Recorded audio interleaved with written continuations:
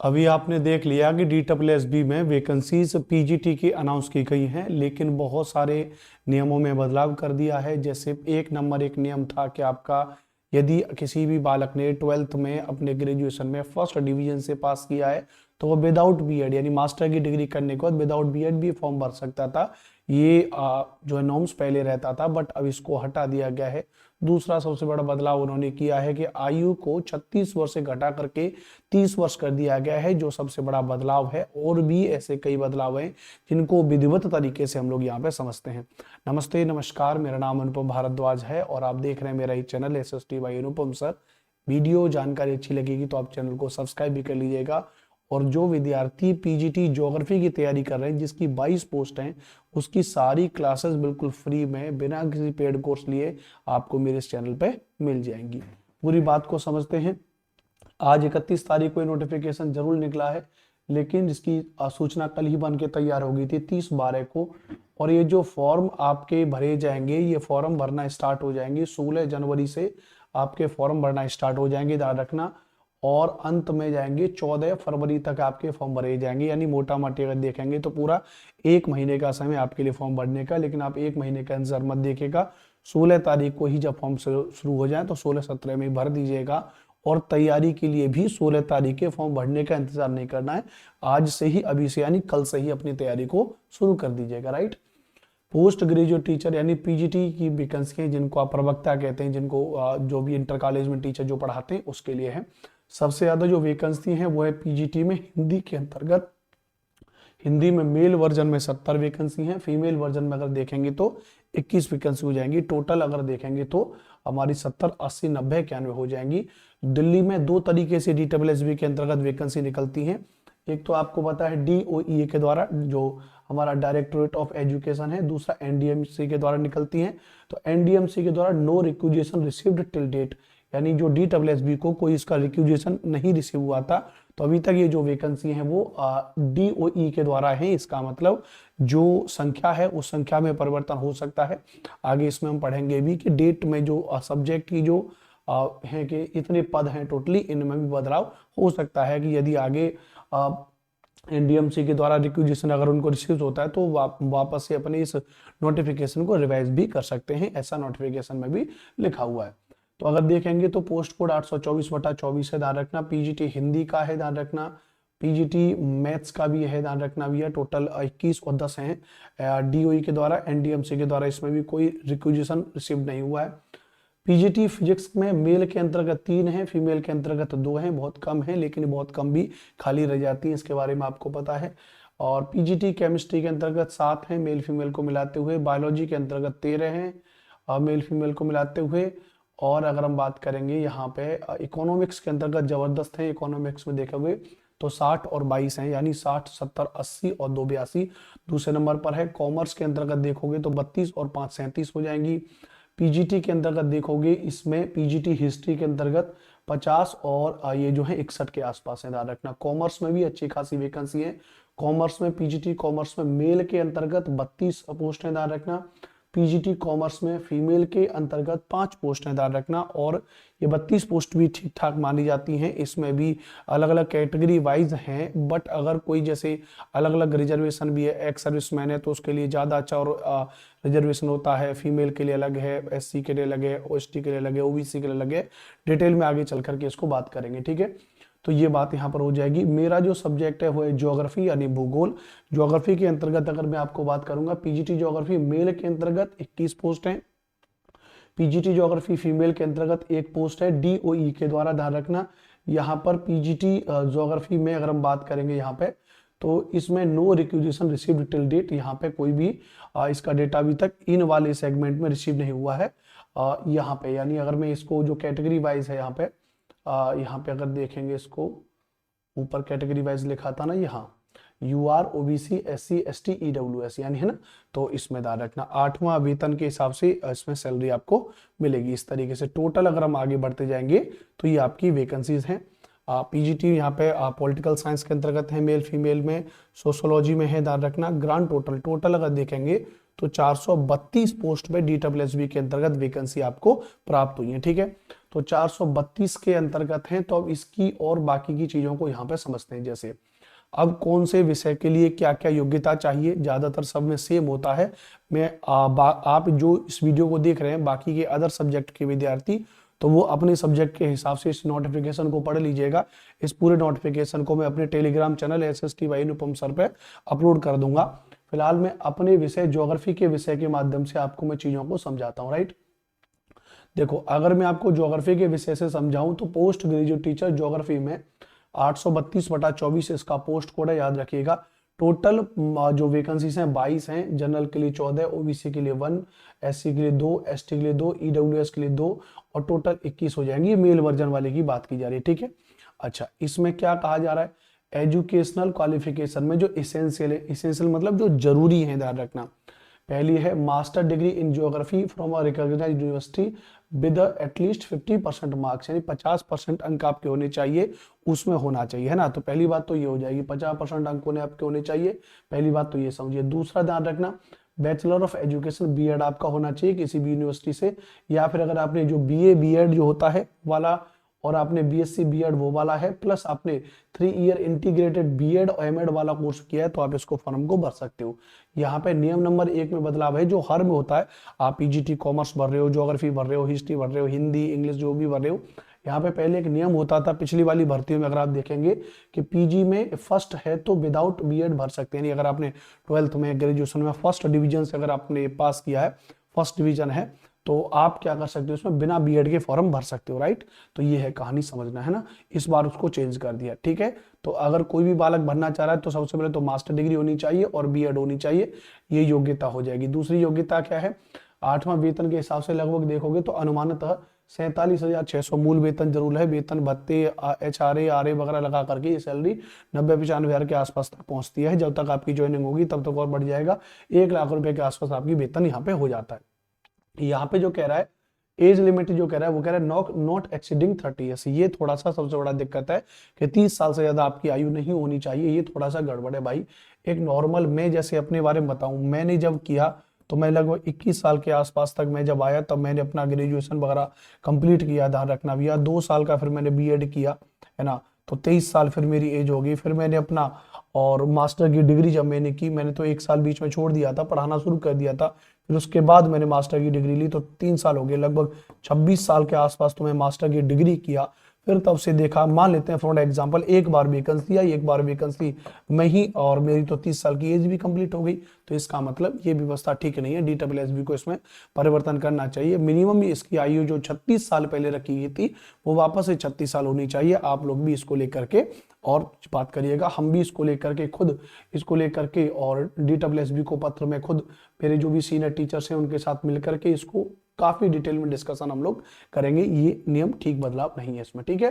एक तो ये हो जाएगा। दूसरा इसमें ये हो जाएगा, हाँ, उसके अलावा जैसे अगर कोई वहां पे पहले कॉन्ट्रेक्चुअल एम्प्लॉय है DSSB में, तो अलग से उसके लिए 5 साल का एज रिलैक्सेशन अलग से हो जाएगा, ठीक है। अच्छा, सेम वही है ये post graduate teacher geography female version में देखेंगे तो इसमें भी वही है, मास्टर डिग्री होनी चाहिए, बीएड आपका होना चाहिए, आयु आपकी 30 साल से ज्यादा की नहीं होनी चाहिए, एज रिलैक्सेशन आपको अलग तरीके से दिया जाएगा, ठीक है। अच्छा, एक तो ये हो गया। अब एज रिलैक्सेशन किस तरीके से, उसको थोड़ा सा यहाँ पे समझेंगे।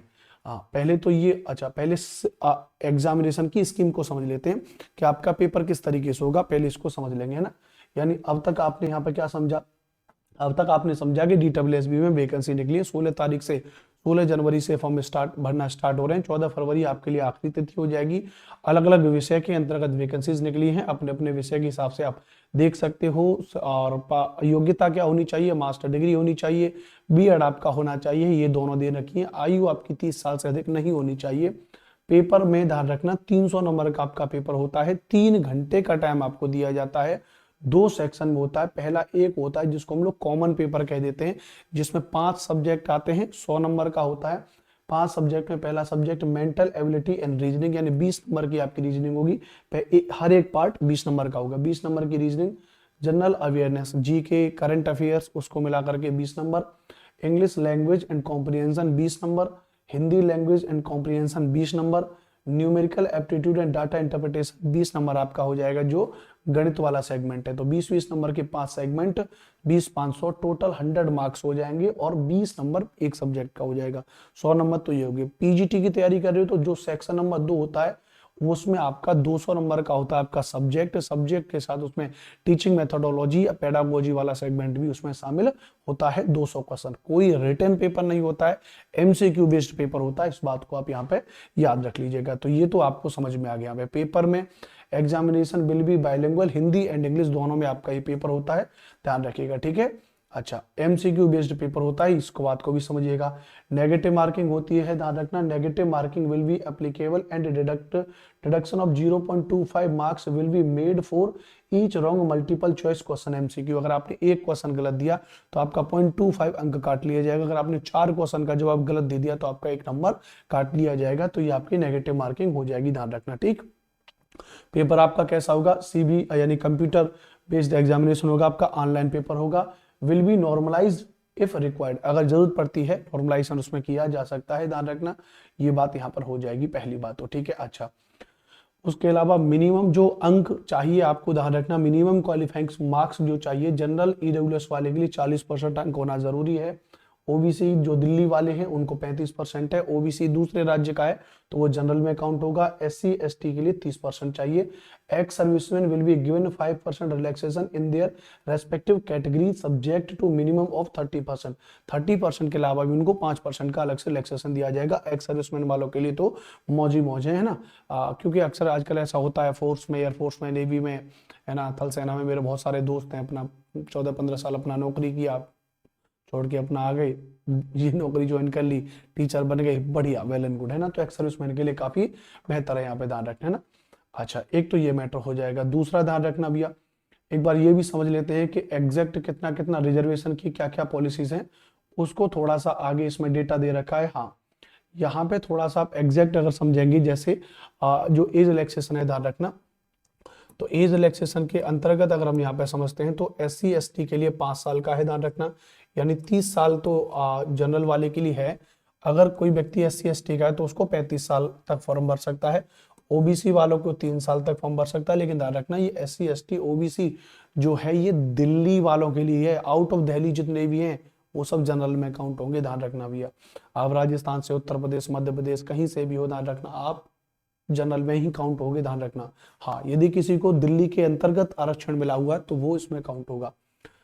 यहाँ पे ध्यान रखना, पीडब्ल्यूडी यूआर ईडब्ल्यूएस के लिए 10 साल का अलग से, जो पीडब्ल्यूबीडी है ये अलग अलग कैटेगरीज हैं उसके अंतर्गत दिया गया है, इस बात को ध्यान रखिएगा, ठीक है। अच्छा, these instructions are applicable only to central government civilian employees and employ of all department autonomous local bodies of government of Delhi. Delhi के अंतर्गत अगर कोई भी डिपार्टमेंट में कोई व्यक्ति जॉब कर रहा है तो उसको 5 साल के लिए अलग से हो जाएगा, ध्यान रखना भी है, ठीक है।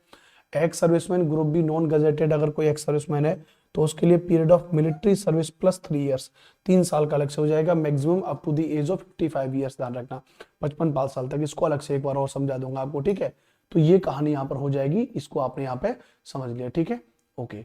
तो ये टोटल कहानी थी, ये सारी की सारी बातें मैंने आपको बता दी, जरूरत भर की जितनी बातें थी वो सारी बातें मैंने आपको DSSB के बारे में बता दी प्यारे साथियों। तो ये आपके लिए यहाँ पर वैकेंसीज निकली हुई हैं प्रॉपर तरीके से, आपने इनको समझ लिया है। तो टोटल जो वैकेंसीज हैं, एक अगेन फिर से बता दे रहा हूं, टोटल जो वैकेंसीज है आपके लिए 432 टोटल वैकेंसी हैं DSSB के अंतर्गत, अलग अलग विषय के अंतर्गत। मास्टर की डिग्री होनी चाहिए, बीएड होनी चाहिए, आयु 30 साल है जो पहले 36 साल होती थी। फर्स्ट डिवीजन वाला विदाउट बीएड भर सकता था, अब ऐसा नहीं है पहले, है ना। तो ये पूरी पूरी कहानी है, अपने अपने विषय से संबंधित अपनी पूरी उसकी क्वालिफिकेशन को लेकर के समझ लीजिए, प्रीवियस ईयर के पेपरों को ले लीजिए भैया और अच्छे तरीके से इसकी तैयारी को करने लग जाइए। DSSB के इस विषय के अंतर्गत कहीं पर भी कोई स्पेशल कोर्स अगर आपको चाहिए, कुछ भी पेड कोर्स चाहिए तो आप मुझसे कांटेक्ट कर सकते हो। 8755238500 ये मेरा मोबाइल नंबर है। एक बात मैं आपको अपने पर्सनली राय दे रहा हूँ, हर जगह से पेड कोर्स मत ले लेना, किसी भी टीचर के कहने पर भी, मेरे कहने पर भी तुरंत पेड कोर्स मत लीजिए। पहले आप मेरी क्लास देखिए, मैं जिन टीचरों को रिकमेंड कर रहा हूँ उन टीचरों की क्लासेस को आप पढ़िए, क्योंकि DSSB का पेपर बहुत हलवा पेपर नहीं आता है जिसको हर कोई पढ़ा भी नहीं सकता और हर कोई पढ़ के पेपर को पास भी नहीं कर सकता है। स्टैंडर्ड लेवल का पेपर आता है, स्टैंडर्ड लेवल के टीचर ही, अनुभवी टीचर जो संबंधित विषय में मास्टर की डिग्री की होनी चाहिए, अनुभव उनके पास होना चाहिए, उस लेवल के पेपर उन्होंने पास कर रखे हों, तो ऐसे ही टीचरों से आप पढ़िएगा, तब जाकर के उनका पेड कोर्स ले लीजिएगा। ऐसा नहीं है कि अनुपम सर ने कहा, कि फलाने वाले सर ने कहा, ये वाले सर ने कहा, वो वाली कोचिंग वाले सर ने कहा और हमने तुरंत पीजीटी का कोर्स ले लिया। पता चले कि वहां पे उन्होंने रिकॉर्डेड कोर्स दे रखा है, पता चले कि वहां पे उन्होंने कोई ढंग से लाइव क्लास नहीं दी है, प्रॉपर नोट्स नहीं दिए, पैसा बर्बाद हो जाएगा। ये 700, 800, 500 रुपए, 400 रुपए में पेड कोर्स देने वाले अक्सर करके ऐसा ही करते हैं। बढ़िया जो पैसा आपसे लेगा, 2 ढाई 3 4 हजार रुपए, 5 हजार रुपए तक बढ़िया पैसा लेगा, वो बढ़िया तैयारी भी करके देगा। 400, 500, 200 रुपए में तो भाई ऐसा ही पेड कोर्स मिलेगा। ये भी ऑनेस्टली मैं बात कर रहा हूँ, क्योंकि DSSB का मैटर बड़ा है। छोटे छोटे एग्जाम है, जैसे CTET का कोर्स होता है, छोटा होता है, हम उस पर खुद डिस्काउंट देते हैं। 400, 500 रुपए तक का पेड कोर्स हम सेल करते हैं CTET को लेके, क्योंकि छोटा है। मैं खुद उसकी SST पढ़ाता हूँ, 80, 90, 100 घंटे में खत्म कर देता हूँ। 6वीं, 7वीं, 8वीं की ये NCERT पूछी जाती है, बट DSSB PGT में जब मैं खुद पढ़ाता हूँ तो तकरीबन 250 घंटे में ज्योग्राफी का सिलेबस में पूरा करता हूँ। एक बैच मैंने पुराना रिकॉर्डेड मेरा अभी भी टेक्स्ट बुक एप्लीकेशन पे पढ़ा हुआ है। प्रॉपर तरीके से आपको 6वीं, 7वीं, 8वीं, 9वीं, 10वीं, 11वीं, 12वीं तक की NCERT तो फाउंडेशन है। आपका ग्रेजुएशन का पूरा कंटेंट है, पोस्ट ग्रेजुएशन का आपका पूरा कंटेंट है, प्रीवियस ईयर के पेपर एनालिसिस कराते हुए, विचारकों को कराते हुए, बहुत सारा बड़ा सिलेबस है। आसान नहीं है, हलवा पेपर नहीं है। तो पेड कोर्स लेने से पहले बड़ी ही सावधानी से चीजों को समझ लेना। मेरा नाम अनुपम भारद्वाज है। यूट्यूब पर या हर जगह पर आप मुझे SSTY अनुपम सर के नाम से फॉलो कर सकते हैं। कोई भी आपकी प्रॉब्लम्स है, कोई भी डाउट्स है DSSB को लेकर के, आप मुझे इस नंबर पर कॉल या व्हाट्सएप पर मैसेज कर सकते हैं। जय हिंद, वंदे मातरम। स्पेशली ज्योग्राफी वाले बच्चे मुझसे कॉन्टेक्ट करें। ज्योग्राफी के नोट्स और पेड कोर्स दोनों और यूट्यूब क्लास स्टार्ट कर दूंगा अपकमिंग आगे आने वाले 1 या 2 दिनों में।